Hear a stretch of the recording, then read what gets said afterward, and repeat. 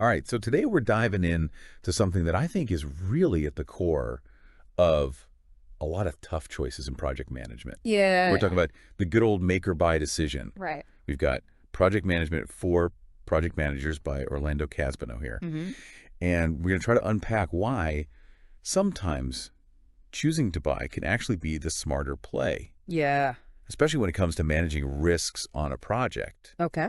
I mean, that's kind of a counterintuitive idea at first glance, right? Yeah, it can seem that way. Because you think, well, if I make something, I have more control over it. Sure. But this material suggests there's a whole other angle to consider. Absolutely. So, make or buy, at its heart, it's about this question Right. of, do I produce something myself Hmm. or do I get it from a vendor? Yeah. Um, but the thing that jumped out at me from this book was how this decision can actually be a huge risk management tool. Yeah. It's a really interesting perspective. So let's dig into that a bit. Why is choosing to buy sometimes the lower risk option? Okay, so when you choose to buy, what you're essentially doing is transferring risk. Transferring risk. Yeah. Okay, so give me an example of what that actually looks like. So imagine you're working on a project and you need a very specific type of software, Okay.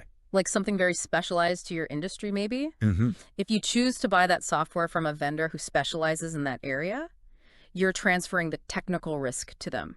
So they are now on the hook if the software doesn't do what it's supposed to do. Exactly. They've got the expertise, they've got the experience, Yeah. and if there are any problems, they're responsible for fixing them. So that's technical risk off our plate. What else you got? Well, then you've got performance risk. Okay. So let's say you're outsourcing a service and you have a contract with very clear quality standards, Mm-hmm. things like service level agreements or uptime guarantees. Right. If the vendor doesn't meet those standards, that's their problem, Right. not yours. You have the contract to back you up. Okay. So performance risk transferred, and is there more? There's also delivery risk, Yeah. making sure that whatever you're buying gets to you when you need it. Yeah, that's a big one. When you outsource that responsibility, you're putting the pressure on the supplier to meet deadlines. Right. So now they have to worry about logistics and all that. Absolutely. Interesting. Now, I know from our past deep dives that there are definitely good reasons to make things in-house. Yeah, for sure.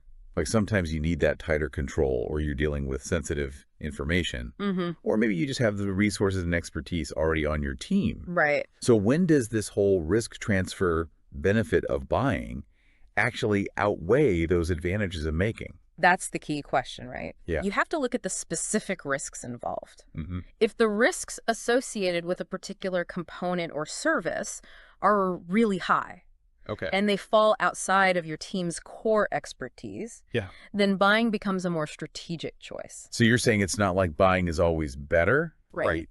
It's more like you have to weigh the risks and pick the approach that makes the most sense for that situation. Exactly. It's a strategic decision. It is. Okay, so what we've learned today is that the decision to buy is about way more than just money or resources. Yeah, it's a risk management strategy. It's a risk management strategy. Right. And I think that's something that a lot of people don't really consider. It's easy to get caught up in the day-to-day Yeah. and lose sight of the bigger picture. So the next time you're on a project and you're wrestling with this make or buy dilemma, Yeah.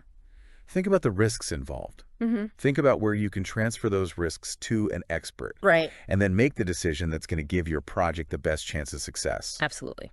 And for a really great deep dive into this and a whole bunch of other project management principles, you should definitely check out Project Management for Project Managers by Orlando Casabone. It's a great resource. Awesome. Yeah. Thanks for joining us. My pleasure.